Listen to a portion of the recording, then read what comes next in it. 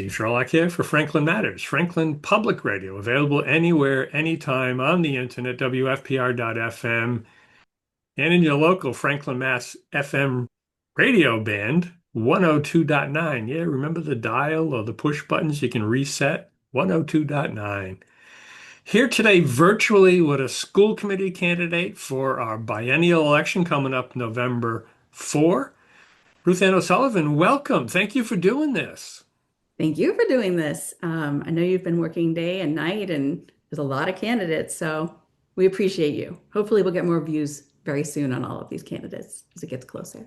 That's the hope. We're using this platform, thanks to TV and radio, for enabling that to get your story out. Clearly, the town council is rather competitive with 15 on 9. School committee, okay, it's 8 on 7, but there's still some choices because you've lost a couple of people to go on and do some other stuff, which is that's part of nature, part of human course, especially here in Franklin. The life changes, phases of life change. Other things are happening now. So, yeah, Yeah, yeah. Passing the baton. passing the baton. So, we'll start at the beginning. And if people don't necessarily know who's Ruth Ann, well, tell us a little bit about your Franklin story, your road to Franklin, or at least life within Franklin, and your community involvement. And we'll go from there. Sure. Well, I was part of the 2019, 2020, bought my house just before the crazy spike in Franklin. Mm, I grew up in Natick, was familiar with Franklin. I know Natick and Franklin sort of, transport people back and forth a bit. After college, I moved to New York City and was in the city there. And then when I was relocated for work to expand into the Northeast, I think another candidate had talked about that. I was like, yes. And I think you did too from New Jersey. So back to Massachusetts and really excited. When my parents had retired, they moved out to Rutland, Mass, um, hmm which was a little far from Boston for me, having, enjoyed sort of being in that Metro West area. So I came mm, back and I looked at all the towns around us, Holliston, Hopkinton, Franklin, Natick, all that and just loved Franklin and moved here. Primarily the schools. I loved it. We have a commuter rail. The black box was a big draw. I mm, can't believe we had that gem locally. And then, friends and just people I had grown up with sort of settled in the area. So we bought our house here, got in just before the pandemic, and I had switched to virtual. I was at the time working at a law firm in Wellesley and doing estate planning and asset protection. So I, it was a difficult area to be employed in when the pandemic started. mm, Dealing with a lot of really older community members who are dealing with death and tragedy and mm, estate planning and just we had to be in biohazard suits and at parking lots and against nursing home windows knocking to come people and they had to sign things and trying to teach widows how to Zoom and mm. but so it was a difficult, but we had to pivot. It was like crisis management. Let's how do we figure out how to operate? But when the schools didn't open in September, I had to give my notice and I couldn't continue because I had to have homeschool. So I do have two children.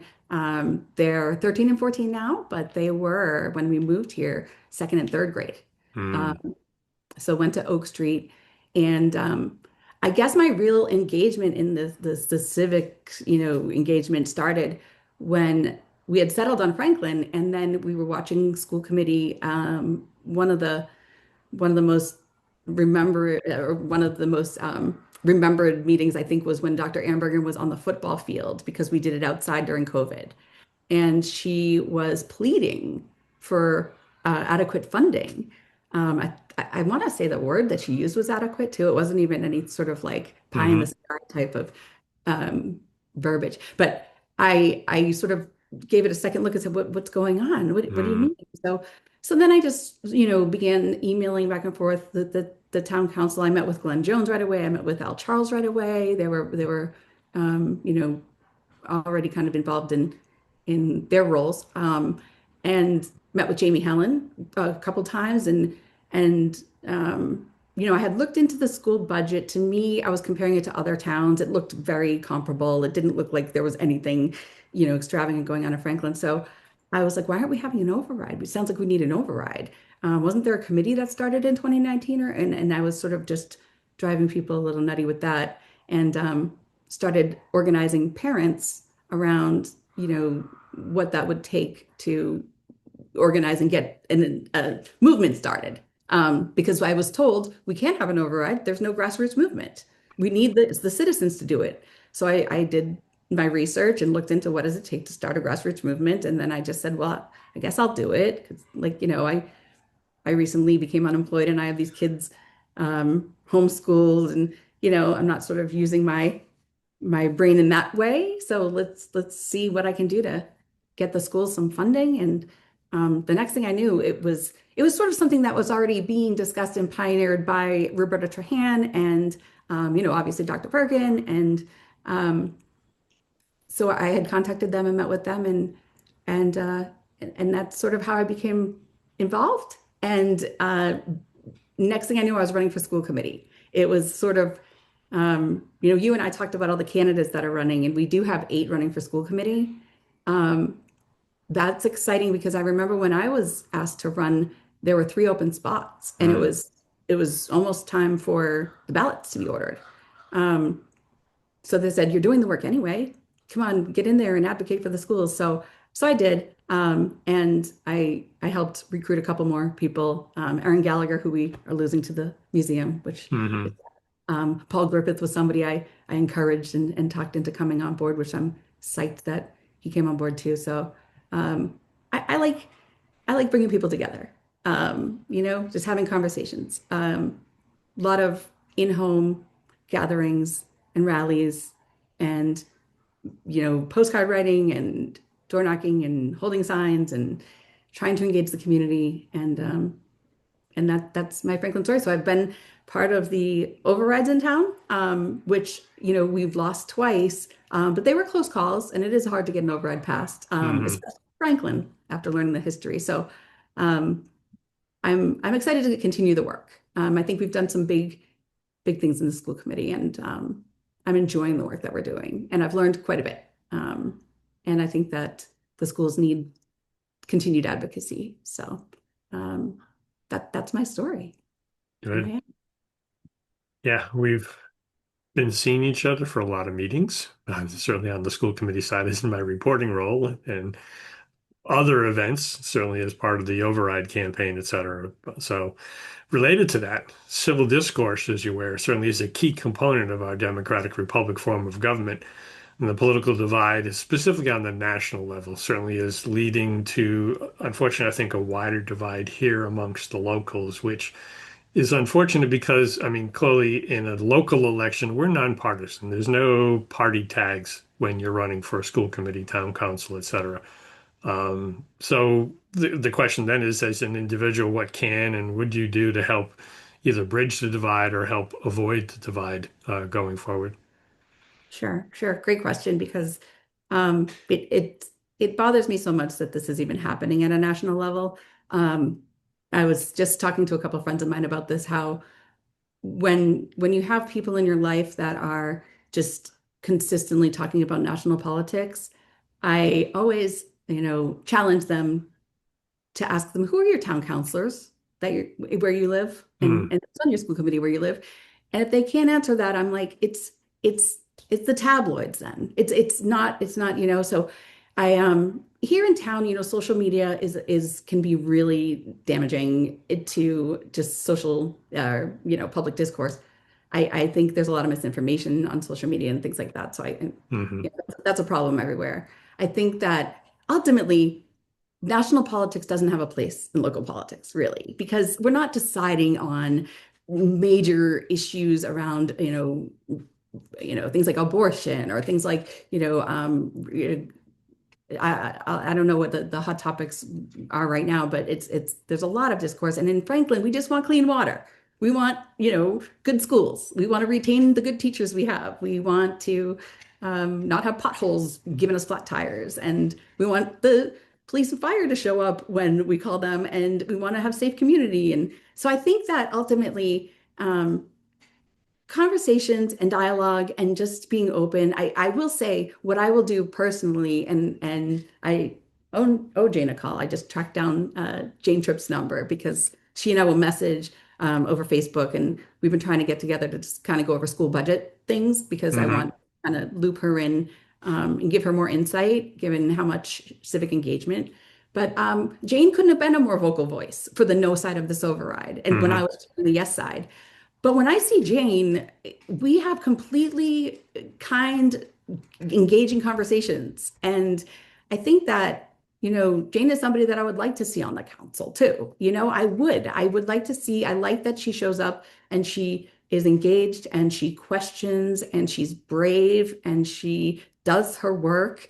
And, she'll get grief once in a while for having a number wrong here or there, but that's why I surround myself with people smarter than me consistently. I'm not, no one's perfect. So I think leading by example in that way and extending an olive branch to somebody who might have an opposing opinion, because there's no way I think that the people who, for example, the biggest divide in Franklin would be what the yes no voters right now, right? Hmm.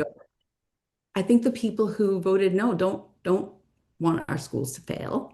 Um, it's one of two reasons. It's one, they don't trust the money will go where they want it to, or they don't have the money.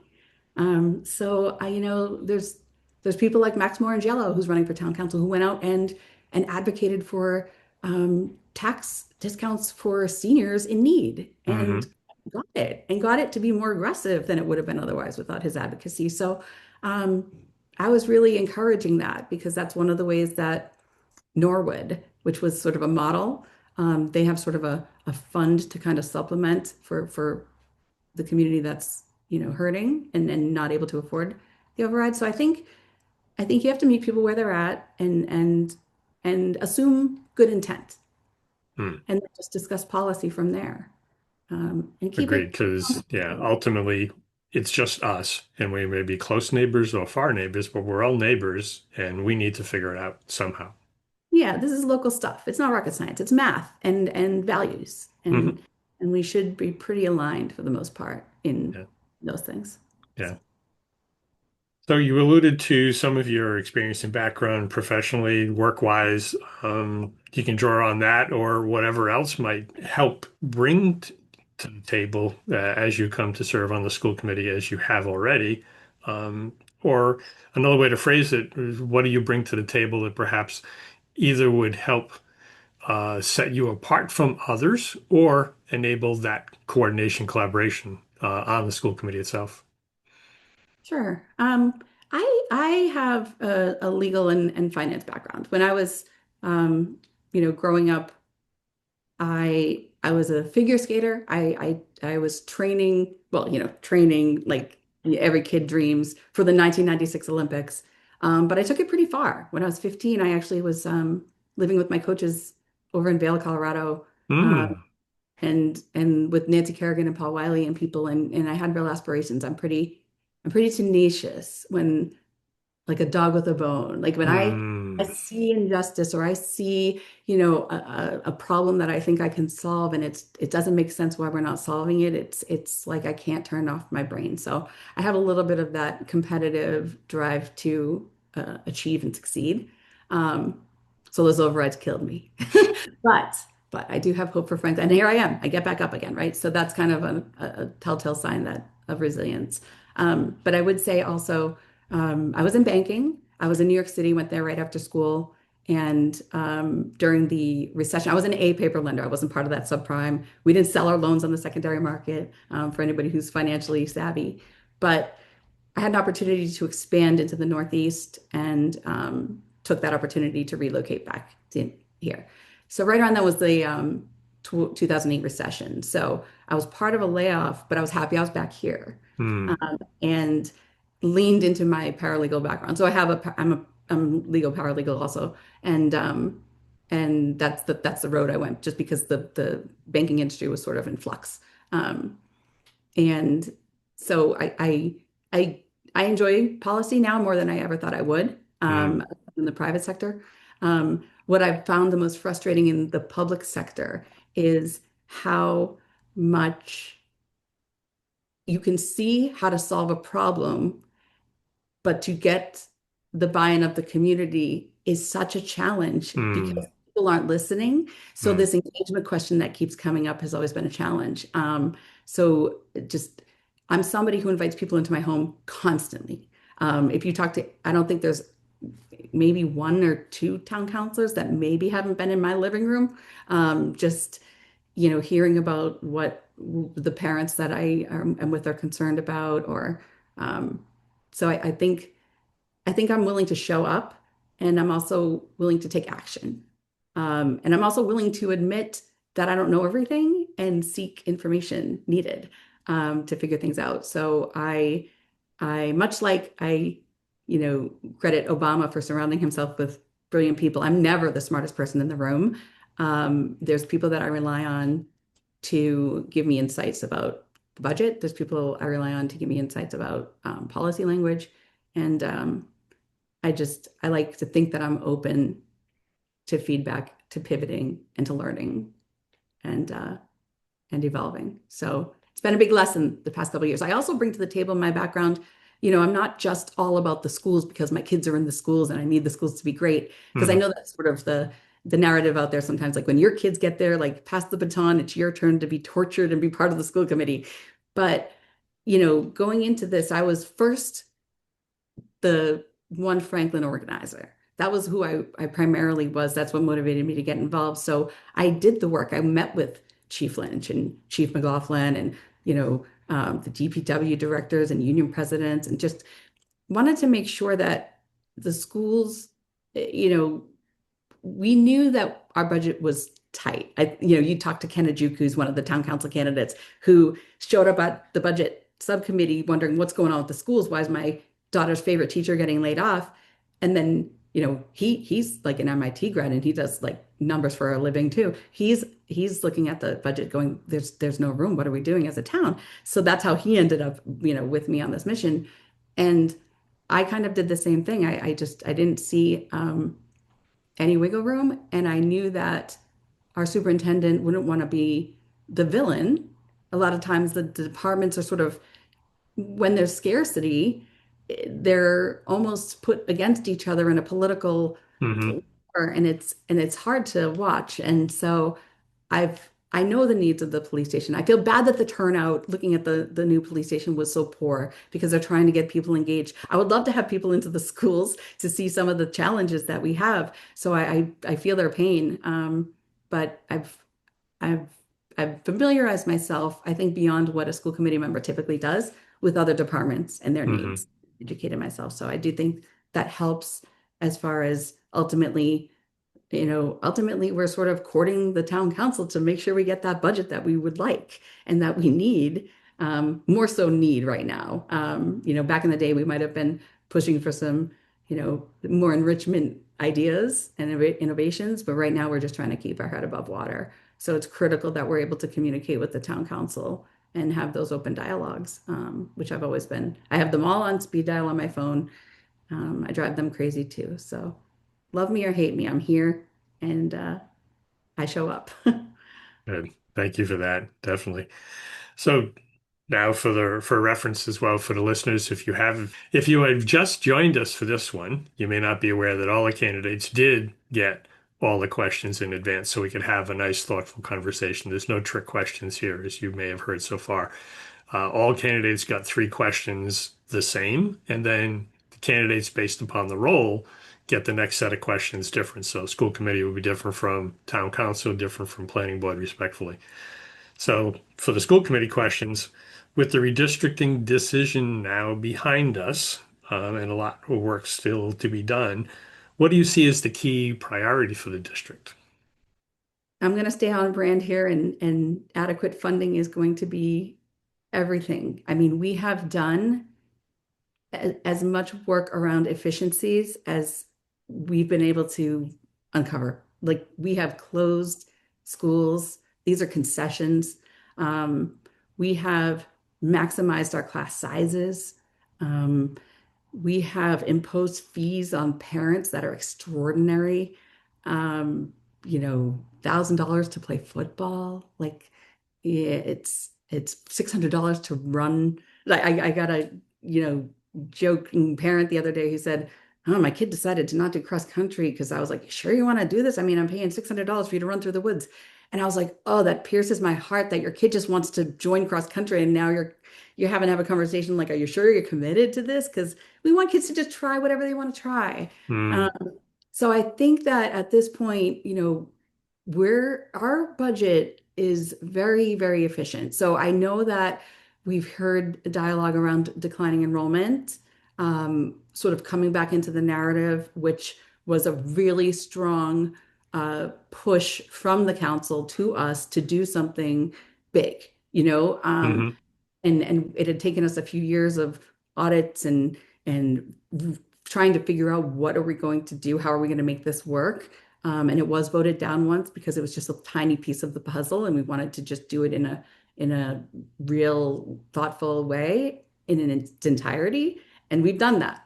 So now I just think the priority needs to be educating our leadership and our community, especially those that aren't stakeholders, around how efficient our budget is and what the real cost drivers of education are. hmm They're not things like you know, frivolous field trips or classes running with only 12 kids or, lofty admins.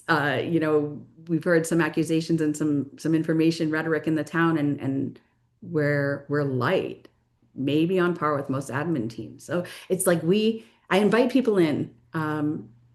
To see the budget. Some of the people that you've mentioned or that you've met with via town council, the candidates, I've listened to their interviews and I hear people that maybe weren't as tuned in to why the people on the yes side of this override were pushing so hard. Because I hmm think the biggest push for this override came from people who really understand that the schools have been eroded relative to what their kids experienced. I know I listened this morning to Malloy and LeBlanc, and LeBlanc was talking about how his first grandkid was just born, and Malloy was talking about his kids in their 30s.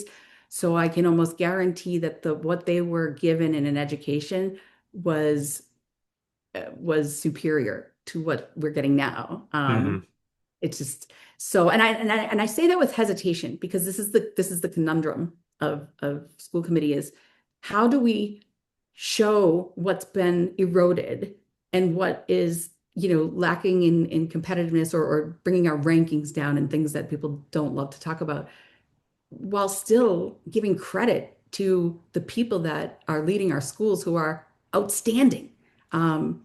People like our superintendent, we just signed for 6 years. It's one of my proudest things that I've been involved in this hmm community. Like we got that guy for 6 years. Other districts are going to come after. He just did a massive redistrict, led us through two overrides that were just exhausting to even watch. And the leadership team, when they get in front of us, I get giddy of the result of the redistricting and who we have right now that has stuck with us through this. So I'm pretty I'm pretty optimistic about the people that we have in place if we can just give them the tools that they need. mm So bridging that divide and clarifying some misinformation out there that's it is tough when you're the biggest budget. So I know that's the next question, right? Is about, we are the biggest budget, but I think budget's always going to be my biggest concern because I do think we've got a team in place right now that is outstanding. And there's some courses that I would argue are necessary to bring back, and there's some investments we should be making. But we've done quite a bit of work with efficiency, and we invited George Connolly, and George actually I love George. So he sort of ruined my April vacation last year because, as you know, our town administrator drops the budget narrative the Friday before April vacation every year. Friday, when all the educators go away. And so I'm away. I was in Myrtle Beach last year. The year before that, I was in Disney. I did that like epic pandemic Disney trip. And hmm and then they're like, what, you know, we're not going to get enough money this year. What's going to happen? And we heard George Connolly during that week say something about they haven't redistricted yet. What's going on over there? And it's like we just came out of a pandemic. We have to do this right. You can't just close schools, as you saw. It's a political nightmare. It's one of the hardest things a school district can do. But I just, shot him an email, reached out to him, and was like, "Hey, George, I know this is bothering you. Come on in." He met with Dr. Dutch, who was our business administrator at the time. Hmm. Came out of that meeting like, "Oh my God, you guys need money. The schools need money." He was such a good advocate for the override. So the more I can get people who are like Malloy, he's an accountant. He has a great finance background. He ran massive firms at scale, accounting. Hmm.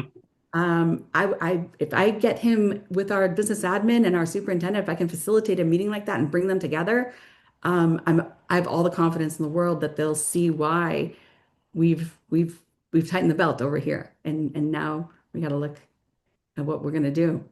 Um, Yeah, because I think one of the key points, there's certainly the list of things that have been cut over the years, going back to what, 2003, or something like that. And it's hard to quantify exactly what that is because in some cases it was, funding, in some cases it was teachers, but ultimately it was programs and education. And yeah, I've been doing this since 2006, 2007, because I was realizing that the budget cuts were there and what education my daughters were getting, who graduated in 2004 and 2006, the kids today are not getting. They're still getting good education, but they're not yeah, getting the level of what we had. And that's going to be still the concern going forward, without advocating. But if you just look at, and I think it's what, 85% personnel, 15%, things, mhm, very similar to the police department, very similar to the fire department. Clearly, DPW swings the other way because they've got so much material. Theirs is more, what, 60/40. And if the numbers are off, they may be off a fraction of a percent. But there, there's only so much you can cut right. without really drastically changing services. And we saw it recently with the third ambulance. It's taken 6 months to bring the third ambulance back online because the two people that were cut had not been hired. So they need to go out to the market, hire them, get them trained, and bring them on, etc. Mhm. Um, yeah. How much more are we going to do, and when are we going to decide that what is the level of service we want to pay for, no matter what it costs? And we've just talked schools, police, fire.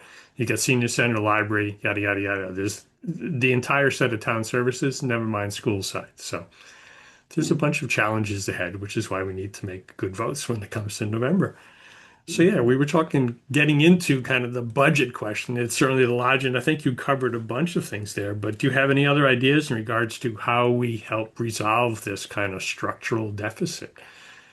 Right. I think that it's important that we point out that with the redistricting and the massive moves that were made and the work that was undertaken, it did save 3.7 million for the town. So that was a big win and it was a difficult challenge.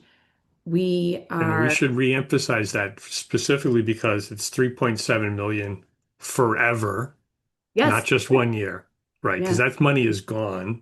right. Some structural people are no longer there because of efficiencies with the redistricting, the new buildings, et cetera, hmm right? hmm Yeah. Well, and it's interesting because to go back to the declining enrollment question, all that does is hurt us because we get a per pupil amount times how many students are coming to the school. As soon as those students, if we lose 50 students in a year, that funding's gone immediately. Hmm. Those efficiencies that maybe are created from some opportunity for more bandwidth for somebody because of class size or something, it's it's now going to be able to be felt in a way that's going to be easier because we can shift people within schools. Before, it was a lot more difficult because we lose a couple third graders here, a couple fourth graders here. Like we can't just lay off a teacher and save a salary. And and nor do districts do that every year when it ebbs and flows a bit. So, we've with declining enrollment, I think people think we're going to save money, but it's really just costing us state funding, which is a tough thing to do. So, um, we've sort of had to save ourselves a bit, without being able to pass these overrides. The redistricting created this revenue for us to be able to utilize for the town, and it also created efficiencies that will be more sustainable going forward because of that fact. So when enrollment ebbs and flows, and it's sort of reaching its it's sort of like an hourglass. It's getting to the narrowest point entering high Hmm. school now. Um, but it was so vast, so huge. It was bigger than the high school could actually manage. So we're just getting to a place where we actually can fit the kids that we have in the high school. And then, if you look at the first graders and second and kindergarten, that those are big again. We had a class with 26 kindergartners last year. And, one of the cuts years ago was kindergarten aides. So it becomes like unmanageable, and we really start to look like a city when we want to look like a town according to master plan and things that we are getting from the town council side, open spaces and recreation. So the ECDC, which is the Early Childhood Development Center that is run through the school district, that is now expanding to where the Kennedy complex, where the Kennedy school was, and Hmm. that's going to be a revenue generator, which will be helpful. Um, and, there's been discussions. One of the things that, through communication with the town council, some of the ideas would be, yeah, I've talked to some of the candidates. If we put a hiring freeze in place, if we're in a structural deficit and we agree that no department will hire, if that means that your operation budget will exceed 2.5% that year, then you don't hire. We can't continue to grow when we are in a deficit. And the schools could certainly uh, manage that. So I did some numbers. I know Sue Dusnap, so she used to be the chair of FinCom for 12 years, and we Hmm. were looking at the growth of the departments over the years, and schools have grown in the past 10 years like 4.6% or so.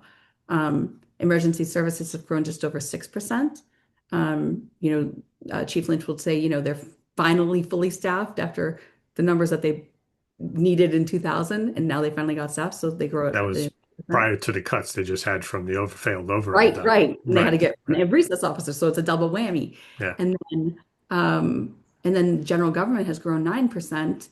And with more people managing money comes more efficiencies. There's arguments to be made about different investments in town, but I think as we enter the structural deficit and we don't have the ability to do an override, at least in the immediate future, because the voters have spoken, then I've been discussing this policy. I also have been discussing a set allocation for the schools. I have a policy drafted.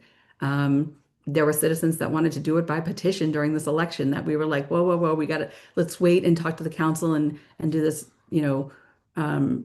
with the community involved, and we don't want it to look like a money grab by the schools. We want to just give our superintendent a predictable amount because school budgets just they ebb and flow, and they have cost drivers that I think people overlook. Things like special education and Hmm. transportation, and we carry our healthcare on our operational budget, and other departments don't.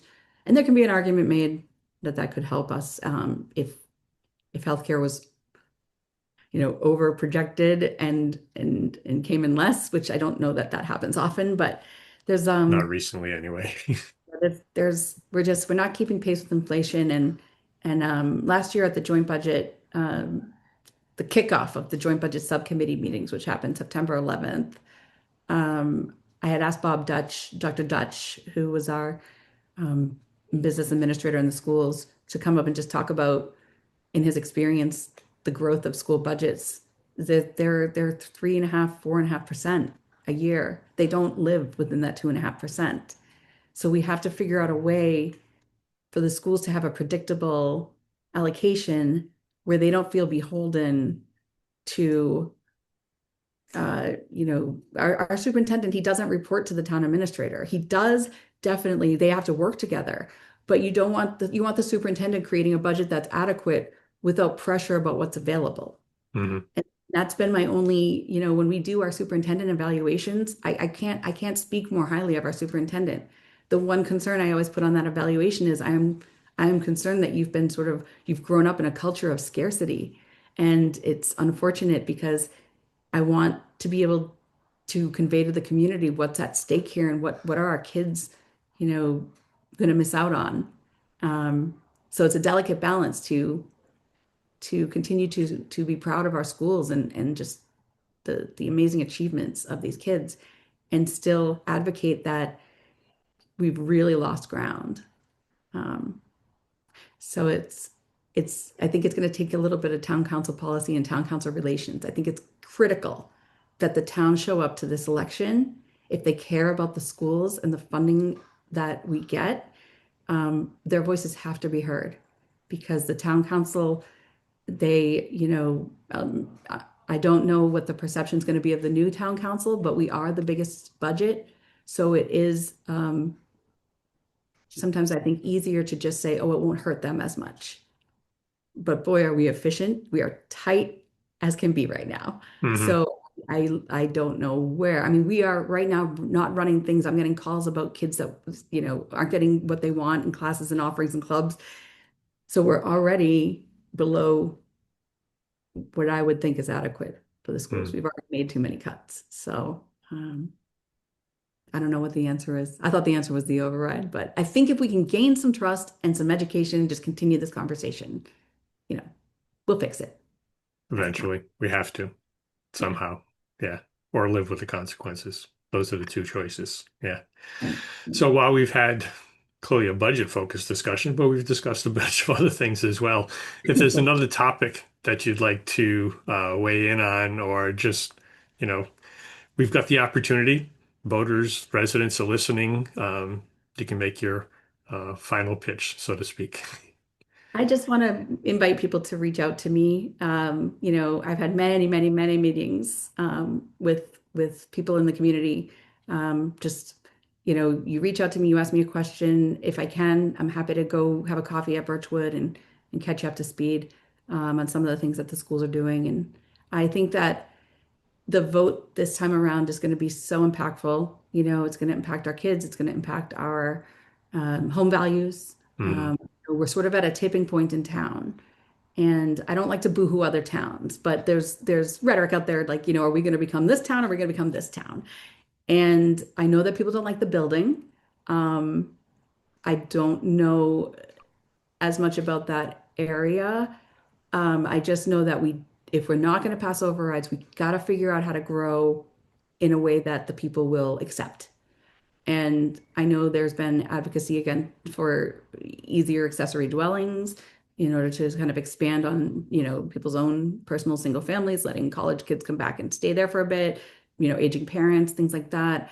Economic development. I know like we have a heck of a time getting those downtown, storefronts filled um, and it's going to be a tough problem to solve, but we have to figure out how to bring more revenue into this town, or we're really going to suffer. And uh, and I don't want to leave on a bad note. So I want to invite the town councilors who are out there and are maybe getting involved in this because they're upset about the building. That's a big contingency right now. The sort of anti-incumbent movement that we hear. Um, I caution people to just still vet your counselors, talk to them, find out what their values are, find out where they're gonna, vote on issues that you care about.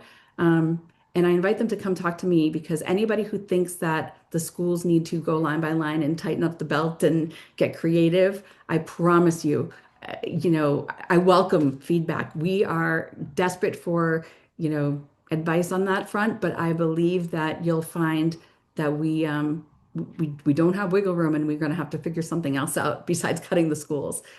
So I really want to invite people to come and I will facilitate meetings. I know our superintendent is a tough guy to pin down, um, but if it has to do with adequately funding our schools and supporting the kids of Franklin, he will make time. I know he will. So I will help facilitate those meetings and correspond and communicate and get people the information they need about our budget. Um, and uh, and I know as a school committee we can't make endorsements, but as a member of this community, I am highly, highly supporting Max Morangello, Caroline Griffith, and Ken Ojukwu. I haven't made up my mind about everybody else yet, I have a fondness very much so for Patrick Sheridan, as he's a history teacher, and he understands what we've been up against, and I like having that representation. But those three people are particularly concerned about our schools, and that is my purview. So, I care about other departments. I don't think success of schools should come at the expense of other departments, but we have to figure out a way to take care of our schools. Hmm. Thank you for that, because as I said before, we are in it together. We need to figure it out. So thank you for adding your voice to this so the folks can make an informed vote on or before November 4th. And we'll put a quick reminder in that as we're recording this week, the ballots should be back to the town clerk. She'll start doing the mail out so that for those who have requested mail ballots, they'll start becoming available over the long weekend. And then early voting starts Friday, October 17th, and will continue through the Tuesday, November 4th, when voting is at the high school is open from 6 a.m. through 8 p.m. So thank you for taking time today to share your story and your passion. We appreciate that. That's something people have said, you're going to run? No, no, I'm not going to run. I much prefer doing this. I'm much more comfortable, but I appreciate you and every other candidate because we still need you to be in those roles making decisions on our behalf. So thank you. You're welcome, and thank you. All right. And to the listeners, thank you for doing this. Quick reminder, we do this because Franklin matters.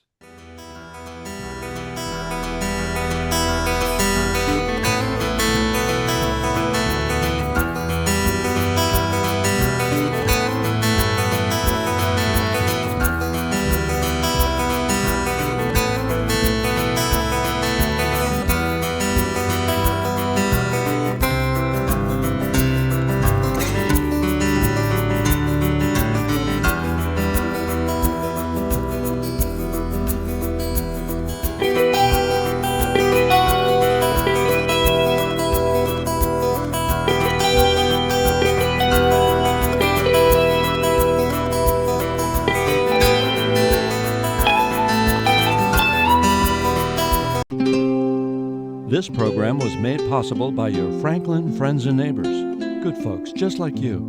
Thanks for supporting Franklin TV. And thanks for watching.